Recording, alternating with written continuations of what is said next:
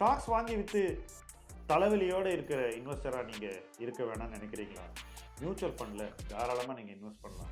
1 கோடி என்ற இலக்கை அடையலாம். சில ஆயிரம் சம்பாதிக்கக்கூடிய ஒரு முதலீட்டாளராக நீங்கள் இப்போ இருந்தாக்கணும் லட்சங்களை கடந்து 1 கோடியை நீங்கள் எட்ட முடியும்.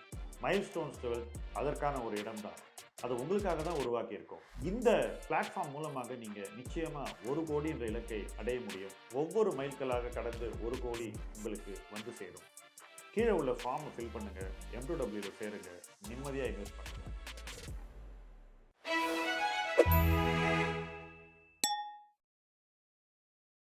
ஃப்ரெண்ட்ஸ், இன்னைக்கு நம்ம பேச போகிற தலைப்பு பெட்டகம் போல் ஒரு போர்ட்ஃபோலியோ.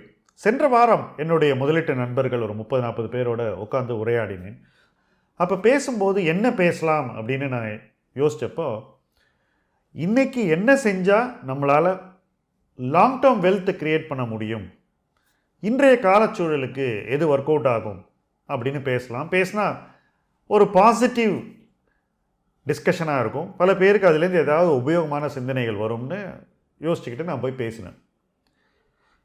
பேசுகிறதுக்கு முன்னாடி என் மைண்டில் வந்த சில தாட்ஸ் என்னென்னா, எனக்கு எது உதவியது, அது இன்னைக்கு இந்த சூழ்நிலைக்கு சரியாக வருமா, அடுத்த கட்டத்தில் முதலீட்டு வெற்றியை தருமா அப்படின்னு யோசித்து பார்த்தேன்.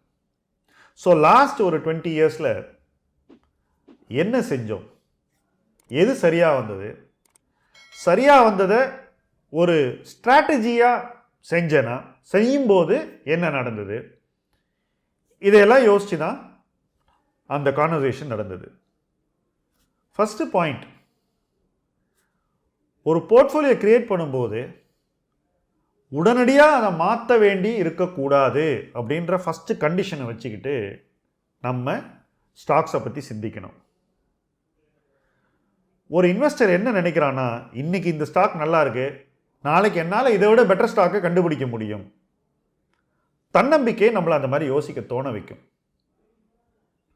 ஆனால் இன்னைக்கு யோசித்து நான் செலக்ட் பண்ணுற ஸ்டாக் நாளைக்கு மாற்ற வேண்டியதாக இருக்கக்கூடாது. அதுதான் நல்ல முதலீடு. ஸோ நம்முடைய திறமைக்கும் நல்ல முதலீட்டுக்கும் இருக்கக்கூடிய அந்த கன்ஃபியூஷனில் நம்முடைய திறமைக்கு அதிக முக்கியத்துவம் கொடுக்குறோம். அப்படி கொடுக்கும்போது நாம் நல்ல முதலீட்டுக்கான தேவையை நிறைவு செய்யறதில்லை.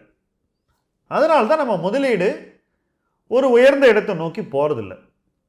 எல்லா முதலீட்டாளரும், அதுவும் ஏர்லி லேர்னிங் ஸ்டேஜில் இருக்கக்கூடிய எல்லா முதலீட்டாளனும் நிறைய தன்னம்பிக்கையோடு இருப்பாங்க. என்ன காரணம்னா, நம்ம ஆரம்பித்த உடனே நமக்கு நல்ல சக்ஸஸ் கிடைச்சிரும். அந்த சக்ஸஸ் நம்மளை என்ன யோசிக்க வைக்குதுன்னா, இதே மாதிரி நம்ம தொடர்ந்து உழைச்சி புதிய ஐடியாக்களை கண்டுபிடிப்போம், நம்ம நிச்சயமாக வெற்றி பாதையில் போவோம்னு. ஒரு 10 வருஷம் கழித்து அந்த பாதையை திரும்பி பார்க்கும்போது என்ன தெரியும்னா, நம்ம நிறைய பங்குகளை வாங்கி விற்றுருப்போம். ஆனால் எந்த பங்கையும் அந்த பங்கு வெற்றி அடைகிற, அதுவும் பெருவெற்றி அடைகிற நேரம் வரைக்கும் வச்சிருக்க மாட்டோம். ஸோ காலில் பட்டுட்டு போகிற கடல் அலை மாதிரி மிகச்சிறந்த பங்குகளை நம்ம கான்டாக்டில் வந்துட்டு அப்படியே மறைஞ்சு போயிருப்போம். அப்படிப்பட்ட முதலீடு நிச்சயமாக நம்மளை நாம் எட்ட நினைக்கிற உயரத்துக்கு எடுத்து செல்லாது. ஒருவேளை நம்ம தொடர்ந்து பங்குகளை கண்டுபிடிச்சா கூட இந்த மாதிரி எஃபர்ட் எடுத்து புதிய ஸ்டாக்கை கண்டுபிடிக்கிற அந்த எனர்ஜிஸ்லேயே நம்ம டயர்டாயிடுவோம். ஏதோ ஒரு காலகட்டத்தில் ஒரு தோல்வி வந்ததுன்னா அந்த தோல்வி நம்மளை துவண்டு விட செய்துவிடும். ஸோ வெற்றியை கண்டும் இறுதியில் நாம் வெற்றிக்கான சாதனையை அடைந்திருக்க மாட்டோம். இதிலிருந்து வர மாற்றம் எங்கேருந்து வருது அப்படின்னு பார்த்தீங்கன்னாக்கா, நாம் தேர்வு செய்கிற பங்குகளை 4-5 வருஷத்துக்கு மாற்றாமல் வச்சுக்க நம்மளால் முடியுமா, அப்படிப்பட்ட பங்குகளைத்தான் நாம் தேர்வு செய்கிறோமா அப்படின்ற ஒரு இடத்துக்கு தான் நம்மளை கொண்டு வந்து நிறுத்துது. அதுதான் மையப்புள்ளி. அந்த இடத்துல நம்ம என்ன யோசிக்கிறோம், இந்த பங்கை வாங்கினால் அடுத்த 4-5 வருஷத்துக்கு நான் எந்த மாற்றத்தையும் செய்ய வேண்டிய தேவையில்லை. அந்த 4-5 வருஷத்தில் அந்த பங்கு என்னை நான் எட்ட நினைக்கிற இடத்திற்கு கொண்டு சென்றுவிடும். ஸோ எனக்கு வேண்டிய ரிட்டர்ன் அந்த பங்கு 4 to 5 இயர்ஸில் கொடுத்துரும். ஸோ 2 வருஷம் ஒன்றும் கிடைக்கலனா கூட பரவாயில்ல, நான் வெயிட் பண்ணுறேன் அப்படிங்கிறது. அப்படிப்பட்ட பங்குகள் சந்தையில் நிறைய இருக்கும். அந்த பங்குகளை நம்ம தொடர்ந்து வாங்குறதுக்கும் ரெடியாக இருக்கணும். ஒருவேளை இன்னைக்கு ஒரு பங்கை 2000 ரூபாய்க்கு வாங்குகிறோம், நாளைக்கு அது 1500 ரூபா வந்துடுது. அந்த நேரத்தில் நம்ம வாங்கக்கூடிய பங்காக அது இருக்கணும். அதுக்கப்புறம் 1000 ரூபாய்க்கு வந்தாலும் நம்ம வாங்கணும். அங்கேருந்து அது 5000 ரூபா போகிற வரைக்கும் நம்ம வச்சிருக்கணும். எந்த காலகட்டத்திலையும் நம்மளுடைய போர்ட்ஃபோலியோ என்ற பெட்டகத்துக்குள்ளே போடுற பங்கு நம்ம வெளியே எடுக்க வேண்டிய தேவை இருக்கக்கூடாது. வேணா அதே பங்கில் இன்னும் கொஞ்சம் வாங்கி உள்ளே போடலாம். அப்படிப்பட்ட ஒரு பெட்டகம் போல ஒரு போர்ட்ஃபோலியோவை டெவலப் பண்ணோன்னா பங்கு தேர்வுகள் அந்த அளவு ரொம்ப ப்ரிசைஸாகவும் கரெக்டாகவும் குவாலிட்டியாகவும் இருக்கணும். தரம் பார்ப்பது என்பது சாதாரண எக்ஸசைஸ் இல்லை. நிறைய பேர் சொல்லுவாங்க, நான் இந்த ஒரு பங்கில் செம ரிட்டர்ன் பார்த்தேன்னு. அந்த பங்கு தரமான பங்காக இருக்கும். மாறாக இன்னொரு பங்கில் அவங்க லாஸ் பண்ணியிருப்பாங்க.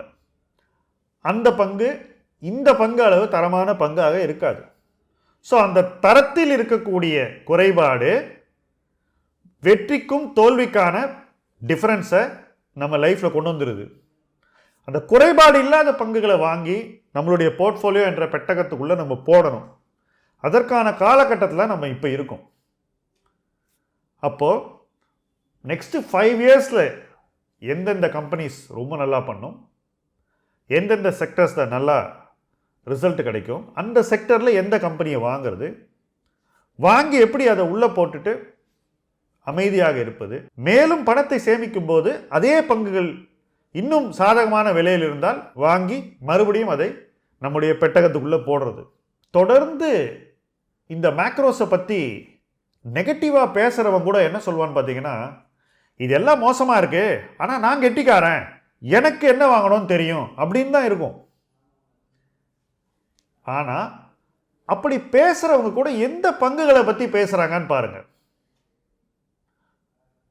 இருக்கிறதுலே ஒரு செக்டரில் லீடரை பற்றி பேசினா அந்த ஒப்பீனியனை சீரியஸாக எடுத்துங்க. மாறாக அந்த செக்டரில் அடிமட்டத்தில் இருக்கக்கூடிய கம்பெனிஸ், இது வரைக்கும் ஒழுங்காக பண்ணாத கம்பெனிஸ், அப்படி இருந்தாக்கா அந்த கருத்தை நீங்கள் ஒதுக்கி வச்சிருங்க. ஸோ நெகட்டிவ் மேக்ரோ இன்ஃபர்மேஷனை கூட நீங்கள் ஸ்டாக் செலெக்ஷனோட பொருத்தி பாருங்க. ஓகே, மேக்ரோ சரியில்லை, ஆனாலும் நான் செலக்ட் பண்ணுற பங்கு எல்லா காலகட்டத்திலையும் ஒரு லீடராக இருக்கும் அப்படிங்கிற அந்த ஒரு ஃபில்டரில் நீங்கள் எல்லா முதலீட்டு தேர்வுகளையும் பாஸ் பண்ணுங்க. அந்த ஃபில்டரில் பாஸ் ஆனால் தான் நீங்கள் அந்த பங்கை வாங்கணும். ஸோ எந்தெந்த செக்டர்ஸை நீங்கள் செலக்ட் பண்ணுறீங்களோ, அது ஆட்டோவாக இருக்கலாம், லைஃப் இன்சூரன்ஸாக இருக்கலாம், ஜென்ரல் இன்சூரன்ஸாக இருக்கலாம், ஏஎம்சி பிஸ்னஸாக இருக்கலாம், லாஜிஸ்டிக்ஸாக இருக்கலாம், டிஃபென்ஸாக இருக்கலாம், ஏவியேஷனாக இருக்கலாம், டூரிசமாக இருக்கலாம், இப்படி நான் வரிசையாக உங்களுக்கு செக்டர்ஸை சொன்னால் கூட எந்த இடத்துல போய் நீங்கள் நின்னாலும் ஒரு லீடரை வாங்கணும், எல்லா காலகட்டத்திலையும் ஜெயிக்கக்கூடிய ஒரு கம்பெனியை வாங்கணும்னு முடிவெடுங்க. அதை உங்கள் பெட்டகத்துக்குள்ளே போடுங்க. தொடர்ந்து ஒரு 7-8 கம்பெனிஸ் இந்த மாதிரி செலக்ட் பண்ணி போட்டிங்கன்னா நீங்கள் யார் பின்னாடியும் போக வேண்டிய அவசியம் இல்லை. உங்களுடைய போர்ட்ஃபோலியோவில் ஒரே ஒரு கிரவுண்ட் ரூலை ஃபாலோ பண்ணுங்கள். நான் இன்றைக்கி ஒரு டெசிஷன் எடுத்தால் அதை அடுத்த 5 வருஷத்துக்கு நான் மாற்ற வேண்டிய அவசியம் இருக்கக்கூடாதுன்னு. அந்த தரத்தில் முடிவுகள் இருந்தால் மட்டுமே அந்த முடிவுகளை நீங்கள் எடுக்க வேண்டும். காம்பவுண்டர் ஆனாலும் சரி, மல்டி பேக்கர் ஆனாலும் சரி, இந்த மாதிரி ஒரு டெசிஷன் மேக்கிங் ஸ்ட்ரக்சரில் பாஸ் ஆகிற பங்குகள் மட்டும்தான் வெற்றி பங்குகளாக வர முடியும். மாறாக இன்னைக்கு இந்த முடிவு எடுக்கிறேன், சரியில்லைன்னா 3 மாதம் கழிச்சு மாற்றிக்கிறேன்ற ஒரு ஸ்டார்டிங் பாயிண்ட்லேருந்து நீங்கள் முடிவுகள் எடுத்தால் தோல்விக்கான முடிவுகள் தான் அதிகமாக வரும். ஏன்னா ஃபஸ்ட்டு நீங்கள் அதிகமான முடிவுகளை எடுப்பீர்கள். ஸோ 8 முடிவு எடுக்கிற இடத்துல 5 வருஷத்தில் நீங்கள் 50 முடிவு எடுப்பீங்க. மேத்தமேட்டிக்கலாக பார்த்தா நீங்கள் அந்த மாதிரி முடிவு எடுக்கும்போது தவறுகளுக்கான வாய்ப்புகள் அதிகரித்து விடுகின்றன. மாறாத முடிவுகள், மாற்ற தேவையில்லாத முடிவுகள், அப்படிப்பட்ட நிதானமான சிந்தனையில் எடுக்கப்பட்ட முடிவுகளை நீங்கள் எடுத்து முதலீடுகளை தேர்வு செய்து, அந்த தேர்வு செய்த முதலீடுகள் மியூச்சுவல் ஃபண்ட் ஆனாலும் ஸ்டாக் ஆனாலும் உங்களுடைய பெட்டகத்துக்குள்ளே போட்டுட்டீங்கன்னாக்கா நீங்கள் அதை மாற்ற வேண்டிய அவசியமே இருக்கக்கூடாது. அடுத்த 2-3 ஆண்டுகளுக்கு அதே முடிவுகளை நீங்கள் திரும்பி திரும்பி எடுக்கக்கூடிய அளவுக்கு உங்களுக்கு கான்ஃபிடன்ஸ் இருக்கணும். ஸோ மார்க்கெட் இறங்கிச்சுன்னா அதே மியூச்சுவல் ஃபண்ட் ஸ்கீமை வாங்கி மறுபடியும் உள்ளே போடணும். அதே ஸ்டாக்ஸை எந்த ஸ்டாக் உங்கள் வரிசையில் ரொம்ப அட்ராக்டிவாக இருக்கோ அந்த ஸ்டாக்கை கரெக்டாக வாங்கி உள்ளே போடுற ஒரு தன்னம்பிக்கையும் முதலீட்டு நம்பிக்கையும் உங்களுக்கு இருக்கணும்.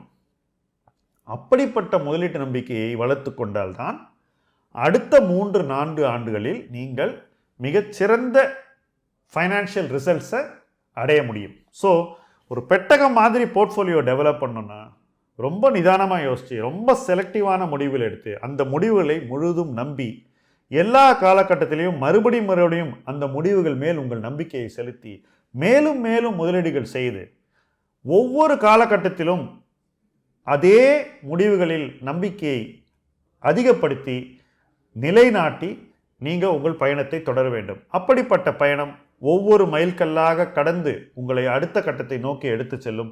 உங்களுடைய டெஸ்டினேஷனை நோக்கி நீங்கள் போவீங்க. ஏதோ ஒரு காலகட்டத்தில் நீங்கள் எடுத்த முடிவுகள் வெற்றி அடையும் போது அந்த தேர்வுகளுக்கும் நிதானமான முதலீட்டு அணுகுமுறைக்கும் பொறுமைக்கும் உங்களுக்கு எல்லா ரிவார்ட்ஸும் கிடைக்கும். அப்படிப்பட்ட பயணத்தில் நீங்கள் இன்றிலிருந்து பயணிக்க வேண்டும் என்று வாழ்த்தி, இந்த பயணத்தில் எங்களுடன் நீங்கள் இருக்க வேண்டும் என்றும் அழைக்கிறோம். முதலீட்டு களம் உங்கள் களம். நன்றி.